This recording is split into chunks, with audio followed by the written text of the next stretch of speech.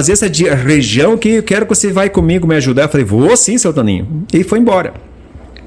Então deixou marcado, daqui 2 meses ele ia voltar. Quando foi no terceiro dia, ele ligou para mim. Eugênio, eu vou te contar o que aconteceu. Eu falei, o que foi? Eu cheguei, esse livro que vocês deram para mim, eu li 70 páginas à noite, de 70 páginas. Não dá vontade de parar para ler. Aí eu pedi um sinal para Nossa Senhora, para Jesus, se esse profeta era verdadeiro. Não? Pedi um sinal. Ele levantou cedo, veio uma hóstia no quarto dele, ela foi rodando na parede, assim na parede, foi no teto, foi rodando, atrás dele tinha um crucifixo, a hóstia foi nos 4 cantos assim, e ela sumiu dentro do crucifixo. Foi esse sinal que Deus me deu, e eu tô indo já final de semana aqui, já tô levando uma turma, ele já veio com a turma, já trouxe o pessoal ali, já viemos, já começamos a fazer folheta, foi assim o começo da divulgação. Por causa que ele pediu um sinal, pediu um sinal e pediu um sinal para Jesus, Jesus mostrou o sinal para ele. Olha que sinal, né? Agora vamos colocar o programa que eu assisti, que a mulher que falou para mim, foi através desse programa aqui. Pode colocar o César Souza lá. Com 36 anos, ele era músico. Em 1972, começou a ter algumas visões. Quando uma luz o levou do meio dos músicos para as alturas, onde manteve um contato divino, segundo ele, durante 15 minutos, esteve numa espécie de um local além da nossa imaginação, ouvindo uma voz que lhe pedia para deixar sua vida de músico e servir a Deus. Depois disso, ele começou a ter visões e recebeu o poder de realizar curas e milagres pela imposição das mãos, segundo ele. Em 1994, começou a receber mensagens e visões de Nossa Senhora Aparecida. Aqui está, é o Bento Conceição. O Bento Conceição, que era músico, e segundo ele, uma vez ele estava sentado embaixo de uma árvore, quando os galhos começaram a formar letras com o nome de Deus. Hoje Bento conta com 530 mensagens e, mesmo tendo apenas a 3ª série primária, já editou um livro com essas mensagens. Ô Bento, inicialmente nós queríamos saber de você o seguinte: como é que tudo isso começou? Essa sua questão dessa visão, esse seu contato, isso foi em 72 que aconteceu? César, boa tarde para você, boa tarde telespectador e vocês presentes. Foi em 1972. Eu sou muito devoto de Nossa Senhora Aparecida e devoto do Padre Rosa. Então eu sou músico profissional, eu estava com o 3º LP gravado, um em São Paulo, um no Rio de Janeiro e 2 em São Paulo. E cada vez que eu ia fazer as gravações em São Paulo era um sacrifício para mim e uma missa, porque os músicos meus, as pessoas não aceitam esse tipo de ser artista e procurar a religião. E eu sempre fui o contra. Para mim tinha que ter Deus em primeiro lugar em tudo. Então, depois de eu ter feito uma gravação no Rio de Janeiro, na Copa que o Brasil foi a Copa de 70, estava divulgando o meu disco, e na BR-101, na volta de um baile que eu toquei 20 anos no baile, e na BR-101 eu fui entrar numa boate, eu com meus músicos. Naquela boate eu não pude entrar, porque eu tinha esquecido que de manhã eu tinha ido à missa e estava com o texto de canto no bolso, o rosário. E quando eu fui entrar na boate, que meus músicos entraram, todos entraram, menos eu. Tinha uma força sobre mim e que não me deixou entrar. Então eu fiquei na portaria, naquela portaria da boate, e eu apenas estava tomando conhaque dré, e de repente eu ouvi uma voz me chamando: Bento, meu nome de rádio é Aristo, eu trabalhei 33 anos em rádio, trabalhei 4 anos aqui na Guarujá. E aí fui na rua atender a pessoa, e nessa hora não tinha ninguém. Eu voltei para a boate. Quando eu sentei outra vez na mesinha, e uma voz chamou com autoridade: Bento, Bento, vem cá. Então, até um certo ponto, eu me lembro como eu estava. Depois de certo ponto em diante, eu não me lembro mais. Mas que contato foi esse? Como é que isso aconteceu? Pois é, eu só ouvi a voz. Depois quem me levou, eu não sei quem foi que me levou. E você esteve aonde? Eu estava num local, César, assim, ó. Eu vendo a morte. A morte queria me levar. Então, ela queria me levar e eu quando vi, que eu olhei para o lado esquerdo, eu vi um buraco negro. Vocês desculpem, eu sou meio emocionado. Eu vi um buraco negro. Aquele buraco negro queria me levar. As almas lá dentro são terríveis. São tristes as almas. Gente, o pecado do homem, se o homem soubesse o que é o pecado de adultério, uma mulher não enganaria o marido, nem o marido a mulher. Porque eu estava em pecado naquela hora. Então, quando eu olhei para o lado direito, desceu uma luz do céu, uma luz linda que veio até embaixo. Meus olhos não deu para enxergar. E eu pedi socorro a Jesus, que não me deixasse levar lá para aquele buraco. Porque as almas, gente, lá dentro é tão triste. O sofrimento é terrível, terrível. E eu pedi socorro a Jesus naquela hora. Eu não queria morrer, eu tinha mulher e 4 filhos. Então desceu do céu uma água, assim, um sopro, e me lavou assim todinho. Aí depois, quando eu vi a glória de Deus, assim, eu fui suspenso da terra. Aí eu olhei outra vez para aquele buraco e ele queria me puxar, uma coisa terrível. Aí quando eu olhei que eu ia para aquele buraco, eu gritei, dei um grito alto, disse: Senhor Jesus, misericórdia, não dá para morrer nessa tristeza. Aí outra vez veio aquela água, aquele sopro, caiu sobre mim. E quando caiu sobre mim, eu fiquei assim, que hoje quando eu vejo esse filme do Moisés, na sarça ardente, eu passei por aqueles momentos. As mulheres dançarinas do boate, as pessoas músicos, quando me viram, disseram: isso aí não pode ser aquele homem, isso aí é outro homem, porque a minha fisionomia ficou totalmente diferente. Ô Bento, nós temos que, televisão, a gente tem que compactar um pouquinho as coisas, porque não temos muito tempo. Eu queria saber de você o seguinte: a partir do momento que você teve esse contato, inclusive a gente tem aqui os galhos da árvore que formavam a palavra Deus, a gente vai mostrar aqui. Sim. Sim. Isso aí você cortou e colocou naquele local, é isso? Isso aí porque, César, desde 72 até hoje eu estou sendo perseguido. Eu ainda não tive um momento de sossego na minha vida. Por quê? A própria Igreja Católica me condena. Porque você diz que, pela questão dos milagres, que você disse que tem o poder de executar, é isso? É isso. Eu venho fazendo tudo de graça, eu, minha mulher e meus filhos. Eu sou zelador, eu que estou fazendo uma igreja que vai ser dada aqui para a Diocese de Florianópolis, uma igreja lá com maior sacrifício. Está quase prontinha a igreja lá. Você é católico, claro. Sim, sempre lutando pela igreja católica, mas os padres... E que tipo de mensagens você recebe?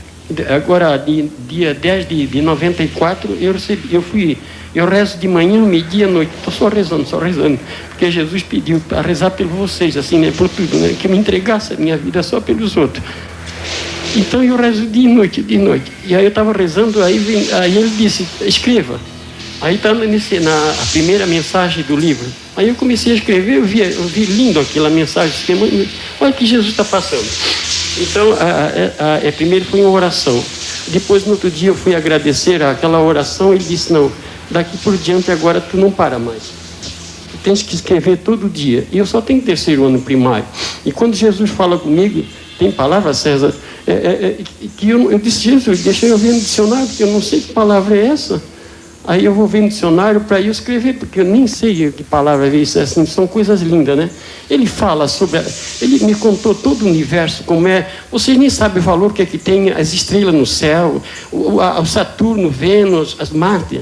Você não sabe como é que uma pessoa vai chegar um dia perto de Deus. Por favor, por gentileza, antes que encerre esse programa, minha senhora, o senhor, não entre numa igreja, numa missa mal vestido. Por favor, peço vocês. Bom, deixa eu ouvir aqui. Eu estou aqui com o padre Luiz Prim, que está aqui conosco. O padre está aqui. Inicialmente, padre, como é que o senhor analisou esse depoimento aqui do nosso amigo Bento Conceição? Bom, inicialmente, César, é um prazer poder estar aqui e contribuir com a reflexão de vocês e do programa César Souza. Da mesma forma como é um prazer muito grande poder hoje conhecer o Bento de quem eu nem sequer ainda tinha ouvido falar. A história que o Bento nos relata é uma história interessante que, no meu entendimento, se assemelha a todo e qualquer êxtase místico havido na história recente e na história antiga.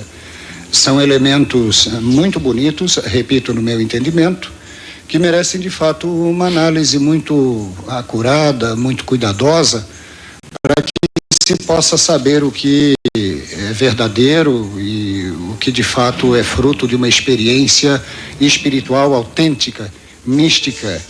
Eu acredito no relato que o Bento nos faz, até porque é uma experiência dele que aqui está sendo partilhada. Uma experiência bonita que, repito, traz elementos constantes, repete constantes de qualquer experiência mística na história antiga e na história recente do cristianismo. E não só do cristianismo, as experiências místicas em qualquer vertente religiosa, fenomenologia religiosa assim nos explica, elas são assemelhadas, são muito parecidas, são iguais mesmo.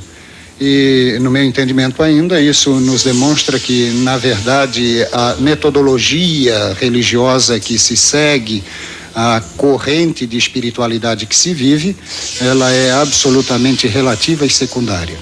O Bento fez uma declaração interessante, talvez é a primeira vez que ele está tendo a oportunidade até de fazer um desabafo em relação ao desamparo que ele tem tido por parte da igreja, o que para mim é uma novidade, até porque eu não conhecia a história do Bento e até porque estranho que a igreja como instituição, nos seus membros hierárquicos, na sua organização interna, desampare a quem quer que seja, desampare alguém que tem uma experiência mística como a do Bento e a partir dessa experiência mística realiza aquilo que nós chamamos de milagre, como desampare a qualquer outro ou a qualquer outra necessitado e necessitadas. Padre, é possível que uma pessoa tenha uma visão e tenha um contato, como colocou aqui o Bento, em relação a um contato com Nossa Senhora, por exemplo? É claro que é possível. Isso é possível. Agora, a igreja como instituição, e aqui é interessante que a gente compreenda esse aspecto que me parece demonstra toda a seriedade da igreja como instituição, ela é muito cautelosa em assumir uma experiência destas como sendo autêntica. Veja, mesmo, vou citar o exemplo de Medjugorje, na ex-Iugoslávia, em que Nossa Senhora tem aparecido atualmente para 3 videntes e no momento só para uma, ainda que o mundo todo tenha se voltado para Medjugorje, ainda assim a igreja, enquanto instituição, ela não autenticou aquelas experiências todas. E aqui vai um bocado do meu posicionamento pessoal em relação a esses fenômenos, já que falo da cautela da igreja. Eu acredito que a autenticidade de uma experiência mística religiosa, ela não carece absolutamente da aprovação de quem quer que seja. Ela precisa da aprovação daquele que tem essa experiência, que assume a experiência e assume as consequências da experiência mística. O sofrimento pelo qual o Bento está passando e pelo qual passaram todos os videntes e místicos de todos os tempos, no meu entendimento, é uma prova da autenticidade, uma das possíveis provas da autenticidade das experiências que ele nos relatou. Bento, você queria colocar mais alguma coisa, Bento? César, aqui a gente veio trazer um abraço para você, porque há muitos anos eu aprecio o seu programa e o pessoal aqui de Florianópolis, talvez algum ainda me conhece, porque eu trabalhei 4 anos na Rádio Guarujá, era dupla naquela época em 57, 58, 59, 60, Aristo e Aristiliano. Eu sou o Aristo, que se alguém se lembra, naquela época, trabalhei na rádio aqui da Anitta Garibaldi também. E hoje eu trabalhei 33 anos em rádio, César. Viu? 33 anos, a idade de Cristo, eu trabalhei em rádio, né? O César, é o seguinte, ninguém trouxe a palavra de Deus para ele ver, não? Tá bom. Não, mas aquela as letras estão lá, tá bom. Gente, então eu faço o seguinte, vamos ser rápido. Queria mostrar uma fotografia, queria que você comentasse essa fotografia que a gente vai mostrar aí. Você que tirou essa fotografia? Alguém lhe enviou? O que Não, que é essa fotografia? eu tenho várias fotos. Eu com muitas pessoas do mundo inteiro, nós temos comunicação um com o outro, né? Lá no Parque João Paulo II, em Curitiba, dia 25 de março, que é o dia que a Nossa Senhora foi anunciada para que ela ia ficar grávida, né? Nesse dia, nós estávamos lá no Parque João Paulo II, e foi a maior beleza, o espetáculo foi meia hora para nós. Estava o padre Nivaldo. Vamos mudando as fotos aí, se possível. O padre Nivaldo de Itajaí, se vocês quiserem perguntar se é verdade. Isso aí o que é, dúvida. Bento? Isso aí é o sol com o Divino Espírito Santo vinha à Terra, em forma de luz ali embaixo, né? O sol com o Divino Espírito Santo. Mas só que isso aí é Medjugorje, não é aqui no Brasil isso aí, né? As outras que eu tenho, sim, algumas são de Curitiba. Então, nesse dia estava o padre Nivaldo. Aí duas freiras e a Nossa Senhora no meio lá, ó, de azul e branco. Lá, vendo? Tá, Nossa Senhora está no meio, né? Também é no Chile, me parece que é no Chile essa aí. Essa aí é em Medjugorje, também à noite, no lado da cruz Nossa Senhora. O povo embaixo naquele morro e ela no lado da cruz lá. Um senhor de Joinville que bateu um amigo meu, essa foto. Tem mais algumas ainda que a gente pode até mostrar. Essa aí ela está no meio da procissão, mas ninguém vê. Essa aí é só a foto que revelou. Ninguém viu ela, né? Pode passar outra. Foi aonde, Bento? Essa aí também é no Chile. É no Chile, né? Pode passar mais alguma se tiver aí, a gente pode dizer a vocês. Esse aí é um moço também no Chile. Ele recebeu, ali no lado tem uma moça lá vendo, a hóstia veio do céu e colocou-se dentro. A foto original mostra certinho a hóstia. E Jesus perguntou para ele se ele queria passar 5 minutos de sofrimento. Com a coroa que ele passou e o sangue começou a correr 5 minutos. O sangue jorrava na testa dele. Aí para mim, a Santa Teresinha abraçada com o Papa. Só em um minuto. É o seguinte, na hora que foi vender as mensagens, eu disse, Senhor, como eu vou dar prova para essa gente que não estão acreditando em mim, Senhor, meu Deus. Eu estava debaixo de um pezinho de ar fazendo a minha oração, então uma folhinha começou a dançar na minha presença, ela foi dançando, aí quando eu olhei num galinho, estava a letra E. A folhinha não parou de dançar, aí foi dançando, estava a letra U. No outro galinho, no meio da árvore, estava a letra S e a outra a letra D. Então ele disse, meu filho, eu dou-te a minha assinatura como sou eu que falo contigo, não outra pessoa. Se alguém tiver interesse desse livro meu aí... A Palavra Viva de Deus, Bento da Conceição Aristo. Tem 110 mensagens nesse livro, né? Eu estou com 530. Apenas é R$9, que foi uma moça que deu para mim em São Paulo, esses livros para eu poder fazer o segundo, porque a gente não tem salário e nem é aposentado, e a gente vive num mar mesmo de tristeza, né? Então, se alguém tiver interesse, é apenas só R$9 só um livro desse. Eu tenho bastante ali no carro, né? Porque eu trabalho para a igreja, mas não ganho nada. Olha só, a gente vê nessa entrevista, né, a humildade aí do profeta Pedro II, no falar, né, a simplicidade. E uma coisa assim, ali a gente vê que ele mostra os sinais, as fotos de Nossa Senhora. E também um apoio que ele teve desse sacerdote aí nessa entrevista, né? Ele tá ali do lado dele, falou. A gente vê que o entrevistador pergunta, né? Que ele que vê Nossa Senhora e tal. E ele, né, aprova ali e confirma, acredita, né, no que o profeta Pedro II fala. Então, assim, é uma coisa assim que a gente vê que realmente é o início da história da Palavra Viva de Deus, quando ele fala, né, sobre a visão, sobre esses sinais e sobre essa experiência que ele tem com Jesus Nossa Senhora, né, Suja? Eu não entendo como que as pessoas não acreditam.